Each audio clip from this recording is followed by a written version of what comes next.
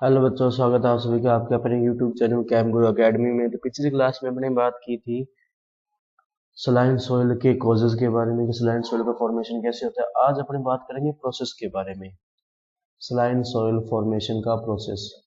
Saline soil saline soil formation का जो process है उसके बारे में बात करेंगे। अब क्या होते हैं ये प्रोसेस, देखो सलाइन सोइल फॉर्मेशन का जो प्रोसेस है उसके बारे में मेनली अपने को बताता है डी सिग्मोंड।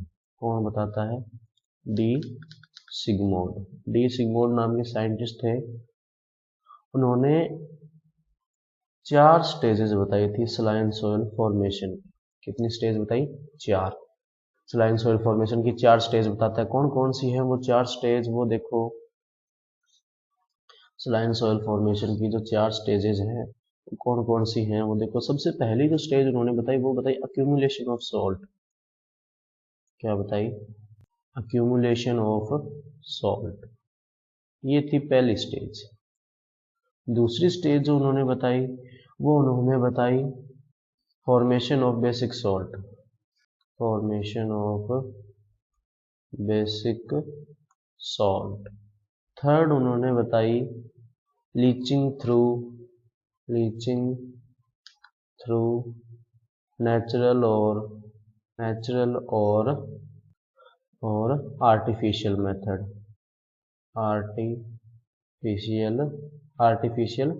मेथड। और फोर्थ जो उन्होंने स्टेज बताई वो बताई इरोजन। कौन सी बताई? इरोजन, या इसको डिग्रेडेशन भी कह सकते हैं। और फिफ्थ स्टेज उन्होंने बाद में एक और बता दी, वो थी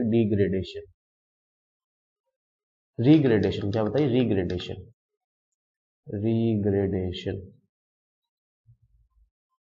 5 स्टेज उन्होंने कौन से बता दी? रीग्रेडेशन।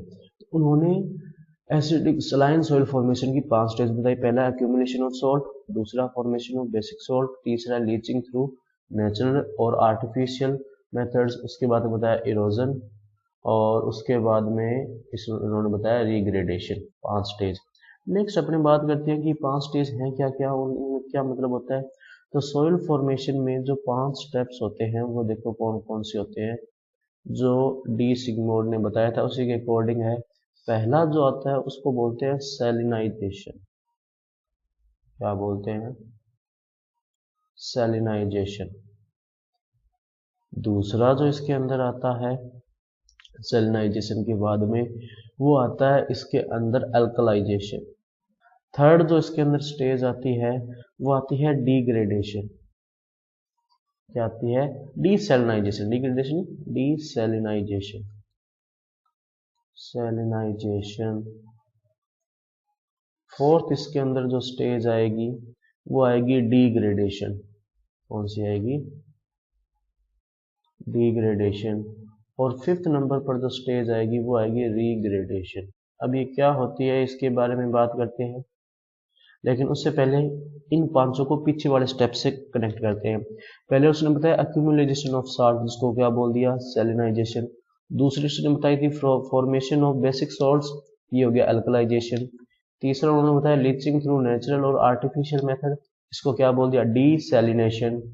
फोर्थ उसने बताया इरोजन, उसमें आ गया डिग्रेडेशन। पांचों था रिग्रेडेशन, ये रहा डिग्रेडेशन। तो ये पांचों वही स्टेप है, ज्यादा कोई इसमें डिफरेंस नहीं है। तो देखते हैं अपने इसके बारे में वन बाय वन कि क्या थे। सैलिनाइजेशन होता है अक्यूमुलेशन ऑफ सॉल्ट। क्या होता है? Accumulation of salt on surface. अब ये कैसे हो सकता है? देखो, वोल्केनो का ब्लास्ट हुआ जिसके कारण क्लोराइड और सल्फेट के साल्ट आए, वो अपर सरफेस पर डिपॉजिट हो गए, उसको क्या बोल दिया? सैलिनाइजेशन। या उसके अलावा क्या हुआ कि अरिड जो क्लाइमेट थे, अरिड रीजन जो थे, वहां पर क्या हुआ? इवेपोरेशन ज्यादा हुआ और वेपर जो है ऊपर आई, उस वेपर के साथ सॉल्ट जो डिजोल्व होकर सरफेस के ऊपर आ गई, उसको भी क्या बोल दिया? सैलिनाइजेशन। या कहीं पर मान लो काफी टाइम से जो है रेनफॉल नहीं हुआ, तो वहां पर क्या होगा कि सॉल्ट जो है वो इवेपोरेशन के साथ ऊपर आएंगे, इसको क्या बोल दिया? डीसैलिनाइजेशन। दूसरा आता है अल्कलाइजेशन। क्या आता है?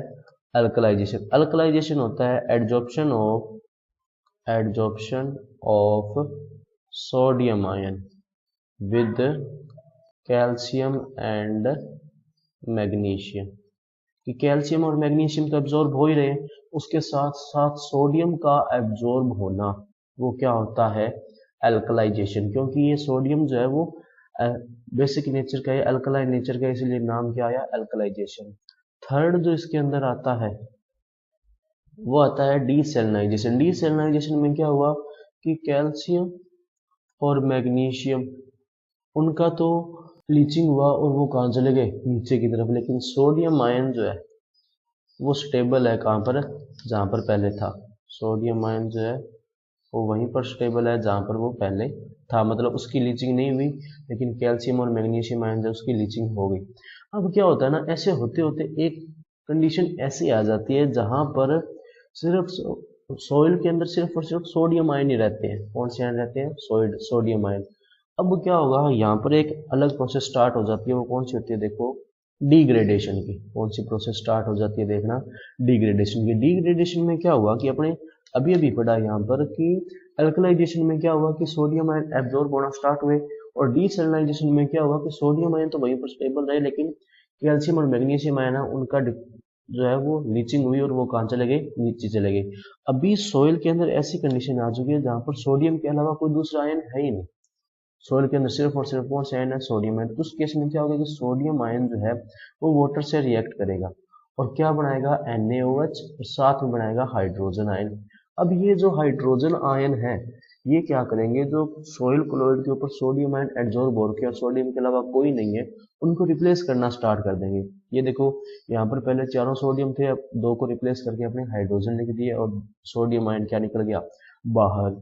और यहाँ पर जो सोडियम हाइड्रोक्साइड बना था ये CO2 से रिएक्ट करेगा, CO2 से क्या करेगा, रिएक्ट करेगा, और क्या बनाएगा, Na2CO3, और इसकी क्या हो जाएगी फिर लीचिंग हो जाएगी, और ये कहाँ चला जाएगा, नीचे चला जाएगा। अब देखो सोडियम आयन जो है उनकी लीचिंग होगी, वो लोअर लेवल्स में जा रहे हैं, और हाइड्रोजन आयन उनको रिप्लेस कर रहे हैं, यानी कि एसिडिक नेचर हो रही है, तो पीएच यहाँ पर क्या हो जाती है, कम होना स्टार्ट हो जाती है।